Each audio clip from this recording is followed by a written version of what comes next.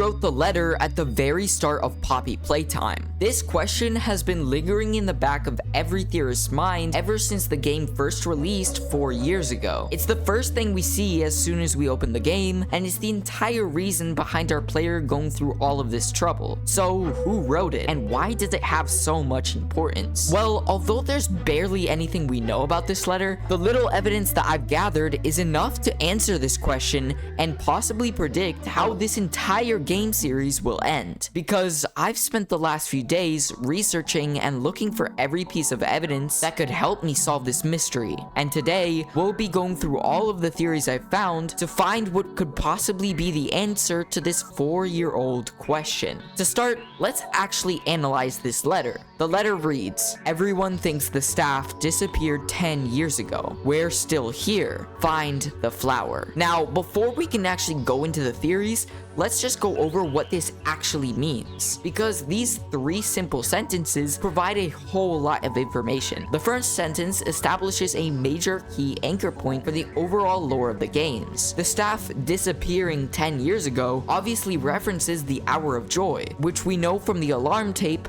happened on August 8th, 1995. Therefore, our playthrough happens around the same time of year in 2005. But moving on, the second sentence simply says, "We're still here." And taking a closer look, this is actually one of 2 grammatical and spelling errors in this letter. Before, the word disappearing was spelt completely wrong, and now we have where. This sentence completely contradicts itself, as it's essentially saying that the staff are the ones writing this note, yet this same staff are making the spelling mistakes of a toddler. This sentence in itself makes the question of who wrote this letter so hard to solve. Finally, the last sentence, "Follow the flower." This is clearly indicating for us to go and free Poppy, as the entrance to the area where she's locked away is marked by a huge flower. But it's also the biggest clue to who wrote this letter, which we'll get into later. But between the spelling errors, the timeline establishment, and this find the flower clue, that's essentially all we get from the letter itself. We know this was sent to us because we were a past employee at the Playtime factory, so clearly whoever did send this to us knew our address and knew us personally, or at least well enough. Considering that the information that some of our coworkers may be alive was enough for us to go back into that factory and risk our lives. Now, our connection to Playtime has a huge relevance to the bigger picture of this game, and even solves who wrote this letter in the first place. But first, let's review some theories I found on who this anonymous writer might be, because some of them actually bring up some really valid points. The main 2 culprits for who wrote this letter are, unsurprisingly, the prototype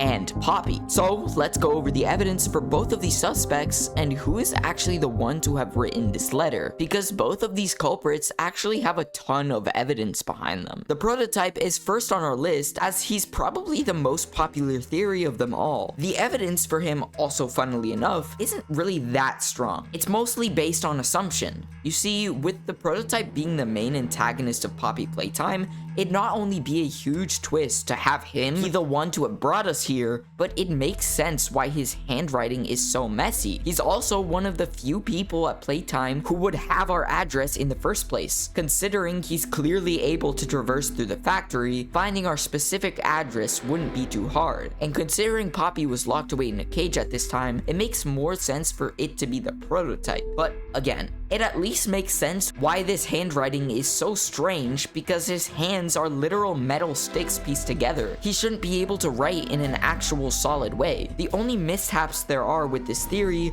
are why the prototype would even want us to go all this way to eventually try and kill him, and why he directed us to the flower when he's clearly against Poppy. Now, when I initially found this theory, I was pretty interested as to why so many people strongly believe that the prototype brought us into the factory. So I did a little bit more digging. Realistically, we can cross out the question of why he lured us to the factory to be a part of his bigger plan that we probably don't know about yet. But if the prototype wrote the letter, then why did he direct us towards Poppy? Well, the only answer to this scenario is that Poppy is conspiring with the prototype. Now, if this is true, then there's a whole lot of implications that this brings to the table, and I'll probably make another video on that soon, so subscribe so that you don't miss it. But If we do assume that Poppy is working with a prototype, then a lot would line up with the theory that the prototype is trying to lure us into the factory. Although I personally don't believe the prototype did it, while researching for this video, I kept thinking about this tape between the doctor and the prototype, in which the prototype is trying to get the doctor to perfect something that we really don't know much about. All that we know is that they need more time, more test subjects, and that they're nearly out of staff members. Your suggestions? To produce the results of the doctor. Of course not. We just need more time to perfect the time. Time is precisely what we do not have. Then I suggest you find some more. That will give me labs access. At least with the two of us. That is out of the question. You will support. Fine. But you have no staff, virtually no test subjects. It's hardly ideal conditions. Even when this place was fully operational, we were beating our heads against this. I'm just giving you the facts. And the fact is, we need more time, or this isn't going to work. I can only be reactive up here. Then of what use are you? You know I'm still your best shot at cracking that secret. And that's when everything clicked. I initially had my doubts on this theory, but what if I told you that this tape virtually confirms the first flaw behind the prototype writing the letter? If you pay close attention to what they say, there's some major points to the conversation. One, the main point that they're trying to unlock a secret. You know I'm still your best shot at cracking that secret. Two, they need more time to unlock this said secret. We just need more time to perfect the time. Three, they are in desperate need of a supply of test subjects. But you have no staff, virtually no test subjects. It's hardly ideal conditions.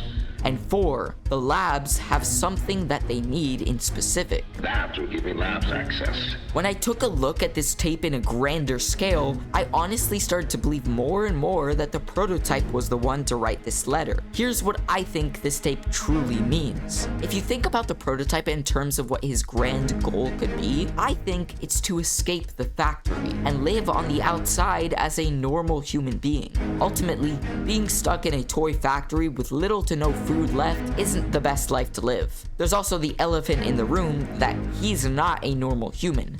He's an amalgamation of different toys, metal hands, and crab-like legs. If the prototype is this big ruler of playtime, we can only assume that he'd want the best outcome for himself, which realistically is to get out of the factory to live a normal life. Taking this VHS tape into account, if he did write us this letter, it most likely means whatever he was planning with the doctor had to have failed. And taking a closer look at the VHS tape, the fact that they are running out of test subjects and staff members clearly shows that the prototype is planning to transfer his body back into a human. If the doctor was able to perfect the bigger body's initiative to turn humans into toys, it's also very likely that he'd be able to do it vice versa, which is exactly why they needed more staff members, more test subjects, and perfectly explains the doctor's response to this whole thing. Even when this place was fully operational, we were beating our heads against this. The fact that even when in full function, Playtime Co. wasn't able to unlock this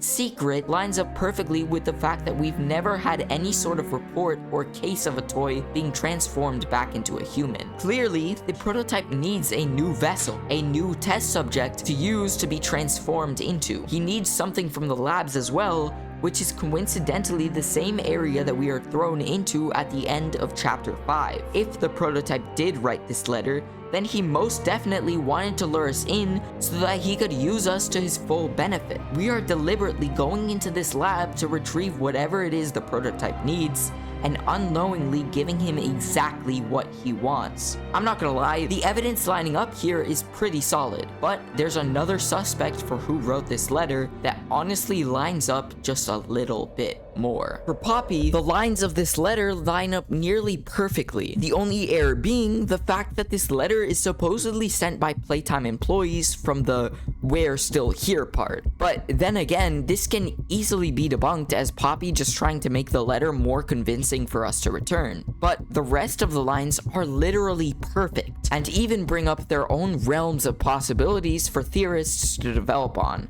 Everyone thinks the staff disappeared 10 years ago, links to Poppy's connection to the Hour of Joy, which we know from the most recent chapter Poppy has had clear ties to. Poppy not only had a clear reason to bring us to the factory, considering she was encaged by the prototype, but the "find the flower" line is pretty obvious as to why it was mentioned, considering the flower is directly linked to where she's trapped. The only problem with this theory is the question of how she wrote this letter to us from the inside of a cage. But ignoring that one obstacle in this theory, there's something else that enforces that final line and could solve the reason that Poppy sent this letter to us specifically. Because "follow the flower" solves this entire question of who wrote the letter. In chapter 3, every time we breathe in the red gas, we start hallucinating things. In Home Sweet Home, we hallucinate Huggy Wuggy chasing us down a hallway, and go through this whole housing unit with radio sounds of our past memories catching back up to us. This indicated that being a past employee, we did have some sort of connection to Huggy Wuggy, implying that we probably worked in that same area. But what these hallucinations have in connection to the letter is this moment in the counselor's office where we are attacked by CatNap, forcing us to pass out in the red gas and begin hallucinating. And in this hallucination, Poppy begins to speak to us, and her chosen words are pretty interesting. Find the flower. Find the flower. What we have written in the letter. She literally tells us to find the flower, but this hallucination has much more meaning to it. Listen to her following words. This isn't a place you come back from. Do you have any idea what you're doing? Do you know what's happened here? Do you know who we once were? Do you see why we have to end this? Do you even know what's real? No, you don't. From this hallucination, we can draw the conclusion that we knew Poppy from back when we worked at the factory, from the fact that we are remembering her words in this hallucination. So, making that connection, it's very likely that this is what she's telling us as we left the factory for the last time. The first part of this hallucination is literally us standing on a road away from the factory, with Poppy letting us know this isn't a place you come back from. Poppy wrote this letter to us because she knows that we were absent from the factory on the Hour of Joy, so therefore we were a confirmed alive employee and her best shot at being freed from her cage. Although the prototype has promising evidence, I honestly think that Poppy wrote this letter. Nothing lines up more than the fact that she literally said one of the lines written in the letter. But let me know who you think wrote this letter. Was it the prototype, or Poppy, or perhaps a completely different character? Let me know down in the comments. And while you're down there, why not subscribe? But in the meantime, click on the video on screen. Thanks for watching.